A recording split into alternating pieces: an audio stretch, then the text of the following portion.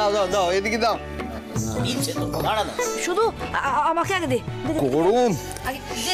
আরে দেবে তো, এক এক করে দেবে তো, সবাইকে দেবে। আমাকে দিস, দুটো দিস।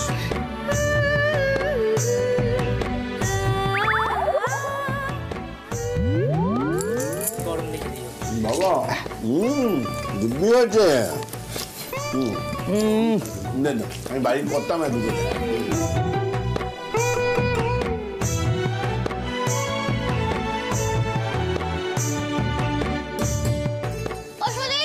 আমাকে একটা দাও তো। তা গনসা, তুমিও কি কলকাতা অফিসে যাবে? আমার তো এখনো গোপ হয়নি। বাবা বলেছে গোপ না হলে অফিসে নেবে না। আমি তো স্কুলে যাব। লক্ষ্মী দিদির বিয়ের জন্য স্কুলে যাওয়া হয়নি, আর মাস্টার মশাইয়ের জ্বর ছিল,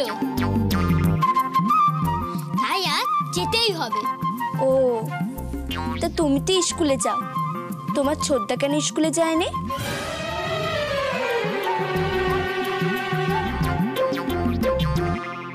ছোটদা তো 7 ক্লাস অবধি পড়েছে, তারপর দুবার ফেল মেরেছে, তারপর থেকে স্কুলেই যায় না।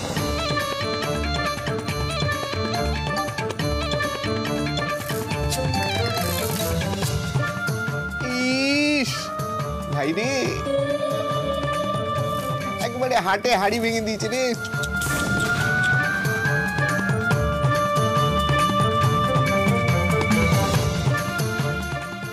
এই পাগামে, মুখ বন্ধ কর, মুখে মাছি ঢুকে যাবে। জানো তো ছোটদাই, ছোটদার কত জ্ঞান, ছোটদা কত কিছু জানে। আসলে সব ক্লাসেই 2 বছর করে থাকতো তো, তাই।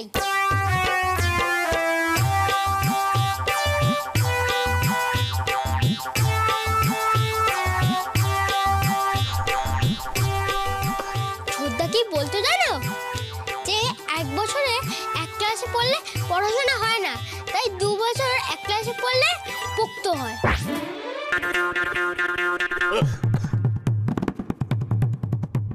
ও মারে, আর এমন পোক্ত হলো যে মাথাখানা একেবারে শানের মেজে হয়ে গেল।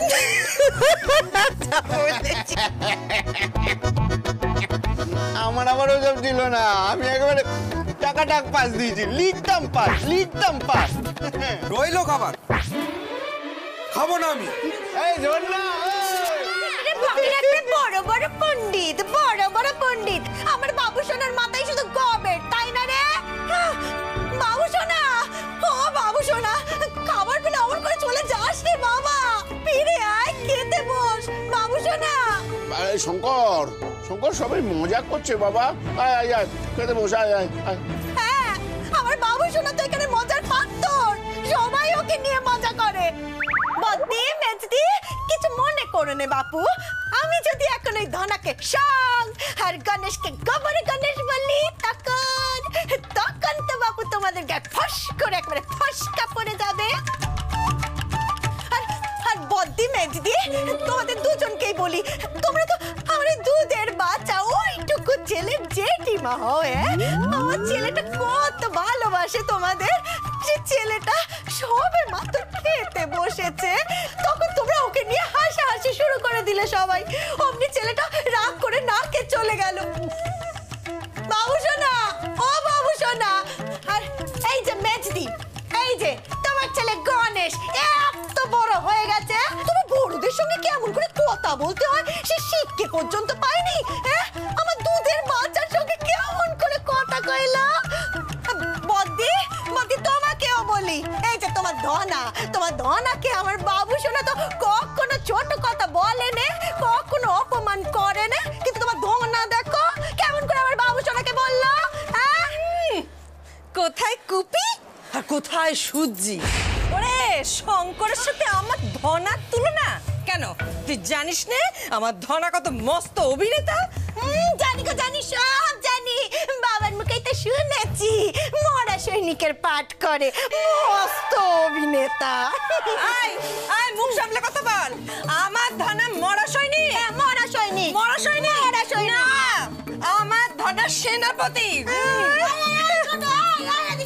তুই তুই কি বললি রে? তুই বললি আমার ওইটুকুনি একটা বাচ্চা, ওকে তুই কি বললি? ওনাকে এত ভারী ছেলে, ওনাকে এখনো আমার দুধের বাচ্চা। আর কি বললি?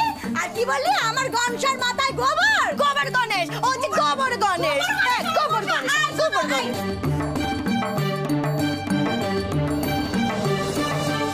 বাবু তাড়াতাড়ি খাইয়া ফেলা, নালে কিন্তু এই ভাত আপনার পেট অব্দি যাইব না।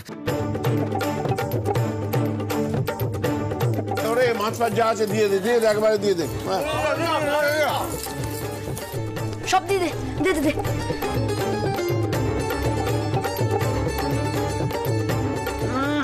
ওদিকে যাওয়ার দরকার নেই, সব এখানে দিলাম।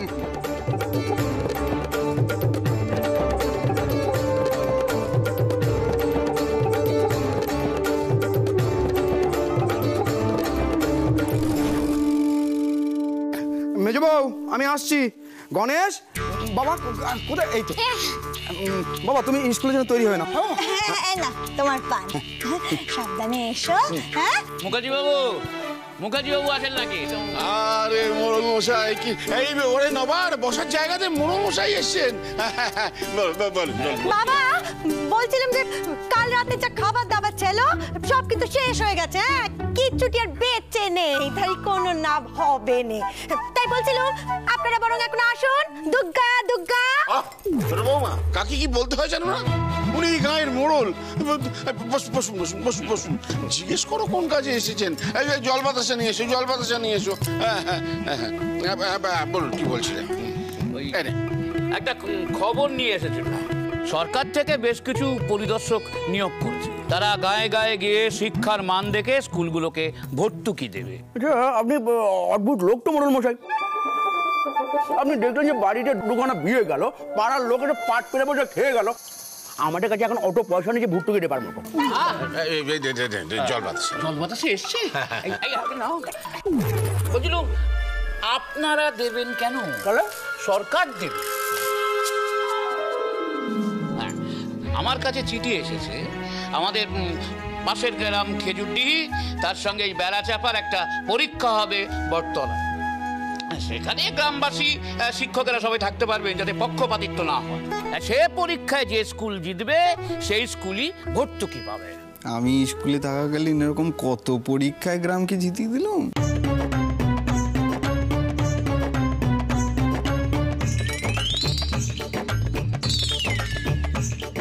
পরে বলবো। তা আমায় কি করতে হবে মোড়ল মশাই? মানে আজকেই একটা সভা করে উপযুক্ত ছেলে মেয়েদের একটা তালিকা তৈরি করতে হবে। মানে যারা পরীক্ষা দিলে আমাদের এই বেড়াচাপা গ্রাম যেতে। মানে বলছিলাম যে সভাটা কিন্তু আজকেই করে নেওয়া উচিত। তো বেশ, তো এক কাজ করুন না, আপনি আজ সন্ধ্যাবেলায় আমার বাড়িতে সভাটা দেখে ফেলুন। মানে ওই বুড়ো শিবতলা তো দেখলাম জলে থই থই করছে গতকালের বৃষ্টিতে। আপনি এই উঠোনে সবাইকে ডাকুন, এখানেই সভাটা হয়ে যাবে। বেশ তো, ধরো মা, ধরো। ও মানে বাবা, বলছিলাম কি একটু বলে দিন না যে যখন সবাই আসবে আসার সময় যেন কচুরে করে মুড়ি নিয়ে আসে। তাহলে উঠি। ঠিক ঠিক আছে, ঠিক আছে। উঠি তাহলে, তাহলে ওই কথা রইলো। আচ্ছা ছেলে, তো এমন খবরে করে হেলদোল নেই।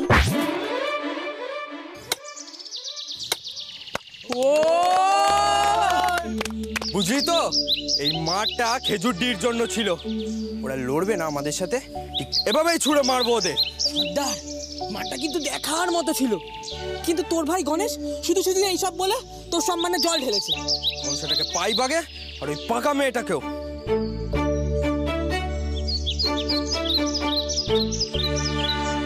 বুঝলি তো শুধু জামাইবু বেশ চড়েছে গনসার উপর। ওই নবাবপুত্র তো ওই রকমই, কোনো নিন্দে মন্ত্র শুনতেই পারেনি। আচ্ছা তুই বল ফুলি, কষ্ট তো ঠিক কথাই বলেছে, নইলে তো দাদু তাকে বকুনি দিত। কই দিল নে তো।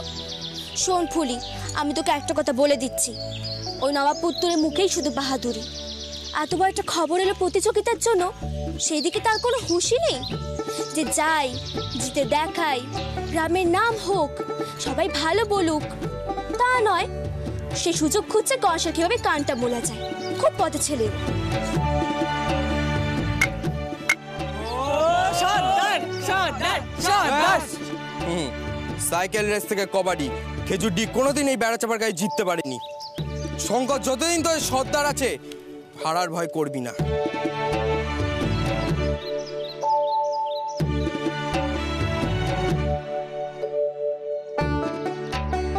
হ্যাঁ রে, শুধু বেড়া চাপা যদি এখন প্রতিযোগিতায় যায়, জিতে পারবে খেজুরডিহির কাছে? কি জানি রে ফুলি, আমি তো এই গ্রামের সবাই পড়াশোনার বহরই জানি না, কিন্তু নবাবপুত্রকে দেখে আমার একটু ভরসা হয়নি। তোর ভাসুর কিন্তু বলছিল সে নাকি এমন অনেক জিতিয়েছে গাকে। যায় দল কি করে, তারা স্কুলে যায় না।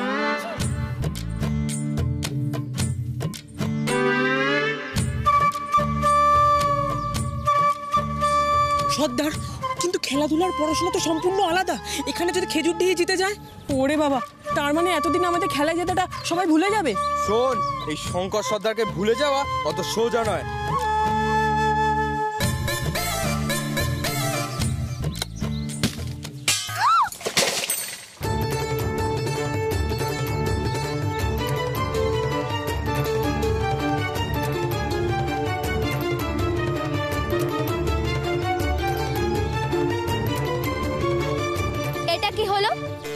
ফন্দি করেছো তাই নে? খাওয়ার সময় মানে লেগেছে বলে এখন তুমি প্রমাণ করতে চেয়েছো আমি মেয়ে হয়ে কলসি সামলাতে পারিনি, সেই জন্য আমি ভেঙেছি, তাই তো? আমি লজ্জা পড়লে তুমি খুব খুশি হও, তাই নে? মুখে লাগাম লাগা শুধু। তুমি তোমার হাতে লাগাম লাগা বাপু। যেই দেখলে বদ্দ তো খুব ভালো গান গাইতে পারে, খুব ভালো পাঠ গাইতে পারে, অমনি তোমাকে কেষ্টটাকে সাজতে হলো, তাই নে? ওইসব মেরে তুমি আমার কলসিটাও ভেঙে দিলে। তুমি জানো এই কথাটা দাদুকে বললে কি কি হতে পারে? হেই, তুই সব কথা দাদু দাদু করিস কেন রে? তোর সাবধান হওয়া উচিত ছিল। আমি ইচ্ছে করে কলসিটা ভাঙিনি, আমার কবজির জোরে ভেঙে গেছে। ওই তো কবজি, তার আমার নাকি চোর। কি? তা বলি, তোমার যখন এতই ক্ষমতা তখন তুমি তোমার বুদ্ধির জোরে খেজুরটিকে হারিয়ে দেখাও, তবেই মানবো তোমার সর্দারি। এত বড় সাহস, সকলের সামনে আমায় অপমান করলো। এই, তোরা সাইকেল বের কর, কাজ আছে। ঠিক আছে সর্দার।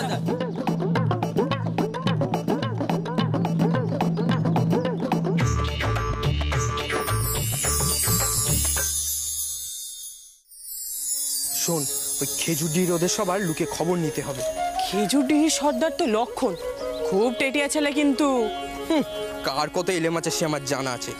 এখন এই লক্ষণের দল কি করে প্রস্তুতি নিচ্ছে সেটা আমাদের দেখতে হবে, সেই পরিকল্পনা অনুযায়ী আমাদেরকে এগোতে হবে। ওই আগে রাত চালায় ওই লক্ষণের দল, আর লক্ষণ গুলতানি করে। চল একবার ঢু মেরে আসি। সর্দার, ওরা আসলে পড়াশোনায় ভালো, তাই আমাদের নিচু চোখে দেখে। ছাড় তো সর্দার, এবার কিন্তু জবাব দিতেই হবে। জবাব কি করে দেবো সেটা আমার ছকা আছে, এখন ওরা কি করছে সেটা আমাদের দেখতে হবে। চল। আচ্ছা, এবার বলো তো, মুঘল সাম্রাজ্যের শেষ নবাব কে ছিলেন? দ্বিতীয় বাহাদুর শাহ আলম মাস্টারমশাই।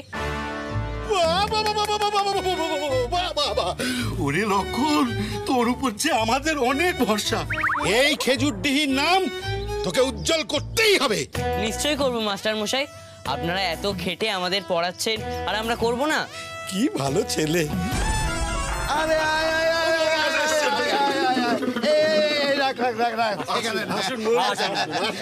নমস্কার নমস্কার নমস্কার নমস্কার নমস্কার।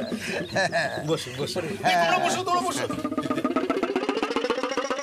শোনো লক্ষণ, আমি সব বন্দোবস্ত করে ফেলবো। ওই মাখা সন্দেশ, ডাব, ডিম, কচি পাঠার মাংস সব হবে। ওদের মোড়ল নাড়ু মিত্তিরকে দেখ আর আমাদের মোড়লকে দেখ, কিপ্টের জম একটা। শুধু ওই বেড়া চাপাকে এবার যেভাবেই হোক হারাতেই হবে। গতবারে ওই বেড়া চাপার মোড়ল কবাডি খেলায় তার গ্রামকে জিতিয়ে আমাকে বেশ অপমান করেছিল। এবার তার যোগ্য জবাব দেওয়ার সময় হয়ে এসেছে। হাততালি হাততালি হাততালি হাততালি। এই, তোরা দাঁড়িয়ে দাঁড়িয়ে দেখছিস কি? আরে এই মাখা সন্দেশ দে, ডাব কাট, তাড়াতাড়ি কর।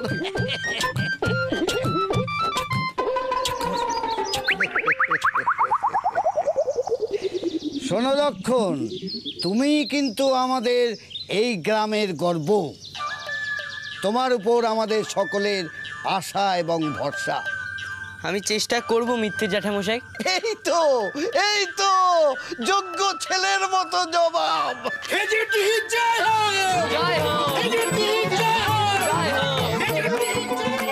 ওদের হল কত ওদা, আমাদের কেউ কি এমন ব্যবস্থা করতে পারবে? ছেড়েতে শঙ্কর কোনো দরকার নেই, ধাপও পাবো না, মাকার সন্দেশও পাবো না, মাঝখান থেকে পড়াশোনা করে মরতে হবে। বললেই হলো নাকি? না না, ছাড়া চলবে না। ওই পাকামি আমার ক্ষমতা দেখবে বলেছে। ওদের জবাব না দিলে ওর শরীর কাছে আমাদের ছোট হয়ে যেতে হবে। এটা মান সম্মানের ব্যাপার। সেই জন্য পড়তে বসতে হবে শঙ্কর। কিচ্ছু করতে হবে না। পাখার সন্দেশও জুটবে, ডাবও জুটবে, পড়াশোনাও করতে হবে না, আর খেজুরটিও হারবে। কি করে হবে শঙ্কর? এবার ডালে বসে কাক দেখবে বেল, আর লক্ষণ দেখবে শঙ্কর সর্দারের খেল। আস্তে আস্তে আস্তে চুপ। এত কথা বলার কি আছে, আমাকে বলতে দাও। দেখো আরে বড়দা, কি ব্যাপারটা কি? এত লোকজন কেন? আবার কার বিয়ে? আপনার ছেলে। আরে বিয়ে কারুর বিয়ে নয়।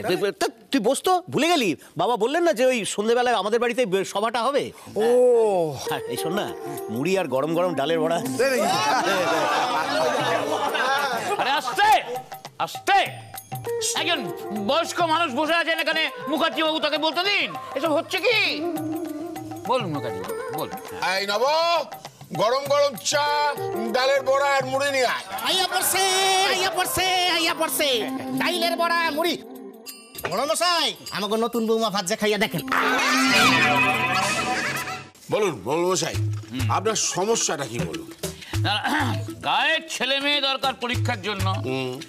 এখন আপনার নাতি বড় হয়ে গেছে, বড় নাতি বয়স অনেক ছোট, আর যার পরীক্ষা দেওয়ার কথা সেই সংকটটা দলবল নিয়ে সকাল থেকেই হাওয়া। কোথায় গেল বলতো জামাই বাবু? সে যে কলসি ভেঙে ঝগড়া করে বেরোলেন, এখনো তো ফিরলেন না। ভাবছে আমি বুঝি বাড়িতে এসে তাদেরকে সব কথা জানিয়ে দিয়েছি, সেই জন্য নবাব পুত্তুর কানমূলা খাওয়ার ভয়ে বাড়িতে আসছেই নে। এই ফুলি, তুই আবার ওই নবাব পুত্রের কথা ভাবিস নে, ও তো খিদে সহ্য করতে পারেনি, দেখিস একটু পরেই ও চলে আসবে। প্রতিযোগিতার খবর গ্রামের সব ছেলে জানে, অথচ সারা গ্রাম তন্ন তন্ন করে খুঁজলাম, কারোর পাত্তাই নেই। না না না না না, ওদের বোধহয় কোনো ইচ্ছেই নেই। ইচ্ছে থাকবে কি করে? এখানে প্রতিযোগিতা লড়ার জন্য আমরা সাহায্য পাবো? এটা ঠান্ডা মাথার প্রতিযোগিতা। এর জন্য কচি ডাব লাগে, মাথা পুষ্টির জন্য মাখা সন্দেশ লাগে, চুনো মাছের ঝাল, মাছ, মাংস, ডিম সব লাগে। শুকনো মুখে প্রতিযোগিতা হয় না। শোন, তোরা কি কুস্তি লড়বি নাকি? এত খাওয়া কিসের? বুঝতে পারছি না তো। আর তাছাড়া আমাদের এত পয়সা কোথায় যে খাওয়াবো? আমি তো বুঝতে পারছি না যে তোদের খাওয়া আগে নাকি পড়াশোনায় গায়ের মুখ উজ্জ্বল করাটা আগে। তা গ্রামের সাথে সাথে তো তোমার মুখটা উজ্জ্বল হবে মোড়ল খুড়ো, একটু খরচ করলেই তো পারো। আবার খরচ? মানে গায়ের উৎসব ব্যঞ্জন আছে। তোদের বাড়িতে তো হাড়ি চড়ে, ডাল ভাত দিয়ে একটু পাস দে, মাখা সন্দেশ, মাছ, মাংস এসব লাগে কিসে? এই তো দুবেলা মাখা সন্দেশ, মাছ, মাংস, ডিম সব খেলেই তো ভালো করে মাথায় বুদ্ধিটা মাখবে। কি রে তোরা বল সবাই? দরকার নেই, দরকার নেই, দরকার নেই। তাহলে এই প্রতিযোগিতার দরকার নেই। চলো চলো সবাই। দরকার নেই আমাদের এই প্রতিযোগিতা। মোড়ল মশাই,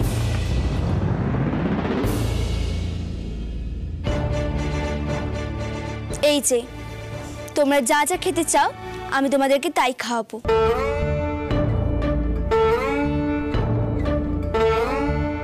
কিন্তু একটা কথা দিতে হবে, খেতে ঠকালে চলবে না, শেষ পর্যন্ত জিতে দেখাতে হবে। তুই একটা পুটকে মেয়ে, তুই কি পারবি এসবে?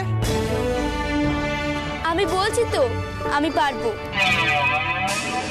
কিন্তু তোমরা মোড়ল মাতব্বরদের সামনে কথা দাও যে তোমরা জিতে দেখাবে। তুই খাবি? এসব তো চালাকি না আমাদের থেকে কথা আদায় করার? মোটেই না জামাইবাবু, শুধু কথার খেলাপ করেনি। আপনি আর আপনার বন্ধুরা রাজি আছেন কিনা বলুন।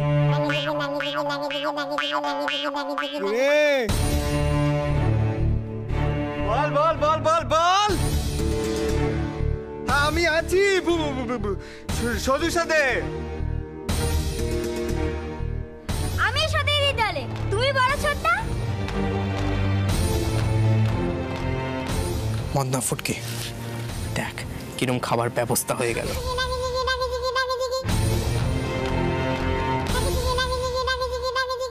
কি কি খাবো তার ফর্দমানি নিয়ে চল, এরপর দেখ পড়াশোনা না করে কি করে প্রতিযোগিতা জিততে হয়।